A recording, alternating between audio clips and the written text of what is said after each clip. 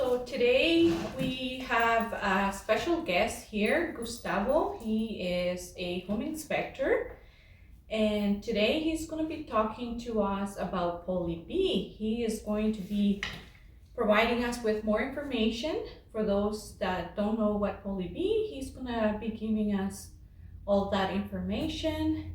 We also have Gloria today. She is also in my team with EXP. So we are looking forward to learning more about Poly B. Sounds good. Ask away. Let's find out what's going on.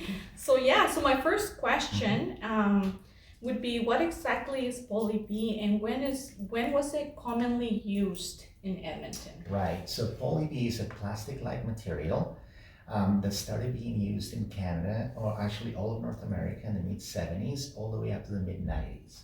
And the reason why we moved from copper to poly B was cost and how easy it is to install. So that's why we started using poly B in homes. Perfect.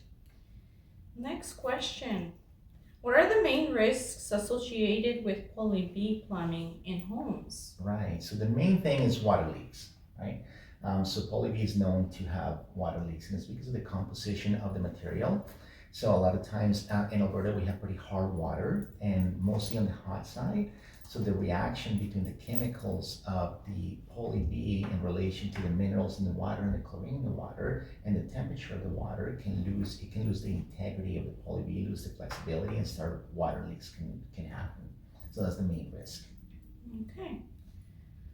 Are there specific areas in the home that are more likely to have this problem, the leakage problem, and what are those areas? So not necessarily a specific area, it's pretty much anywhere where the poly B is in a home, and anywhere that you're running hot water to. Like I said, mostly it's in the hot water, so anywhere, around sinks, water heaters, showers, tubs, in the mechanical room where the water lines are coming in, your water manifolds, and that's normally where you're going to see problems. So anywhere where you have water lines running. Perfect. Great information. Mm-hmm. And the other question would be, can Poly B still be functional? Can it function properly? As long as it's in good condition, absolutely. One of the things that happens is people get really scared about poly B, and I wouldn't be. The first thing that we need to do is identify which type of poly B that you have. Not always you have a problem because you have poly B. So not all poly B is bad. We had some batches that were the ones that were faulty or had problems with them. But for the most part, if you have a home that was built in the 70s or 80s or even early 90s, you're going to have material that has been in that home for over 30 years. So if it's been performing well over 30 years, the chances of having any problems with that are pretty slim. So you want to identify what you have, and if you have one of those problematic batches of material that were put into your home. But as long as it's in good condition and the integrity of the pipe is good when you're purchasing the home or you're looking at the home, you're going to be okay. So that's why it's so important to do an inspection, identify it, and identify the condition of it, and even if it's even going to be a problem. A lot of times it's not. Perfect. And so how can a first-time home buyer that's never seen what Poly B exactly looks like, how can they tell? Right, so I brought a little piece here. So the first thing you're going to see is the color of it. So it's going to be a light gray, and within the pipe you're going to have writings it's going to say PB and followed by a set of numbers. The most common one is going to be 2110. Not that everybody's going to be looking at the pipe, so just a quick visual, you're going to see the color of the material, you're going to identify it as poly B. So that's kind of how you know. Okay.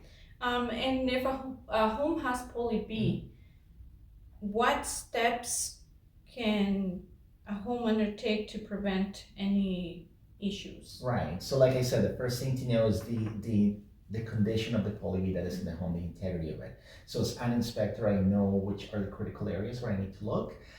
So the first thing that I do is identify what kind of material you have and then the condition of that material. If you've had problems in the past, you're going to see some areas have been already replaced. So they have some patches within the pipes, which is going to be all throughout the home. But as far as the integrity of it, just keep an eye on it. Visual inspections, as often as you can. Anytime you go into the mechanical room, just have a quick visual, right? You're going to see the connections. As long as the integrity of those connections and the integrity of the pipe is good, you're going to be okay with the poly B that you have in the home. Perfect. And so another question would be, what should homeowners consider when purchasing a home that has poly B? So again, it's going to be the condition of the poly that is existing. Not all poly is problematic, but Okay. a lot of it has been, right? Right. But when you look at it, it started being used in the 70s, all the way to the 80s and early 90s. So that is millions of homes that have poly B. And when you compare that to the problems that have happened, you realize that it's not every home has had issues. It's actually the minority of the homes that have had problems with it. So the main thing is identify the condition of the poly B that is in the home, and then go from there, right? But I wouldn't be scared of it. Okay. So can you tell the audience why this poly B is defective? Like what caused it? And because it's not all the homes that have this issue, it's only some. Do you want to tell them why? Right. So through the manufacturing process, I mean, I'm not a chemical engineer, but through the manufacturing process, you had some batches that were more problematic than others, right? And that happens with a lot of products out on the market. So the ones that were problematic, that's the ones that we wanted to identify. At the same time, through an inspection, I'm going to be able to tell you if this is one of those or if it's not. And if it's not, you can be okay, and as long as you're constantly doing visuals on it, just like you should with anything else mechanical in a home, you're going to be fine. And if it's one of those that were problematic, then we're going to talk about the solutions. It's not just knowing what the problem is, but also what to do about it, right? And that's what we'll talk about during the inspection and after the inspection is done. Okay, that's great information. So, so remember that just because a home has poly B, it doesn't mean that your life is falling apart and you're gonna miss out on this great home that you love. Hire a professional inspector that's gonna take a look at the home and tell you exactly what your risks are, if any, and so you can move forward, and that way you can make informed decisions. So yeah, you can reach out to Gus. Gustavo here. No, and you know what? With my experience in HVAC and mechanical, I'm going to be able to identify it properly. I'm going to be able to talk to you about solutions, about what to do about it. And one of the biggest things and why people get scared of it is a lot of times they don't have an understanding of what you can do to solve the problem, right?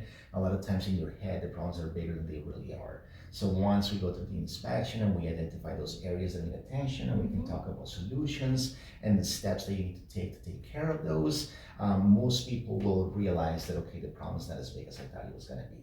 So again, don't be scared. Let's talk about it. Let's identify it, and then we can have a plan of action to move forward with it.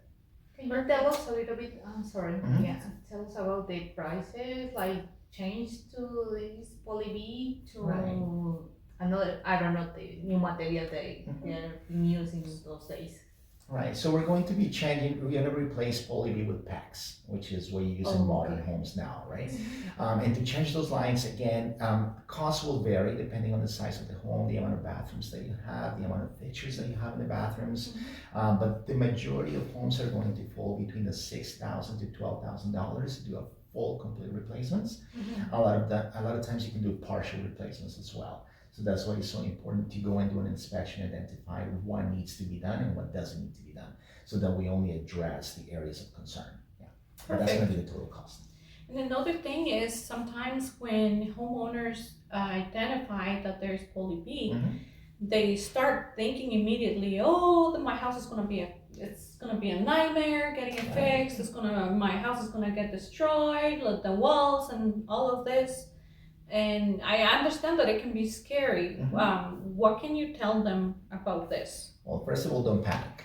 Everything has a solution, and the main thing is to know what to do about it, right? When you have a professional come in and start doing the replacement of poly B, a lot of the comments that I get from homeowners is, oh my God, I thought it was going to be a bigger problem or a bigger construction site than it actually is. And you'll be surprised how easy it actually is to get fixed and to be replaced. That's really good. Yeah, most people actually Yeah. get surprised by how quick they were able to replace it. Yeah. Well, that's really good information, and I hope that this information will help a lot of people thinking of buying their home and are not aware of what poly B is. Hopefully this will give them a little bit of more insights, and so they can make informed decisions. 100%. My pleasure. Happy to be here. And any questions at all, you can always get a hold of me and I can definitely help you with. Perfect. Thank you so much for watching.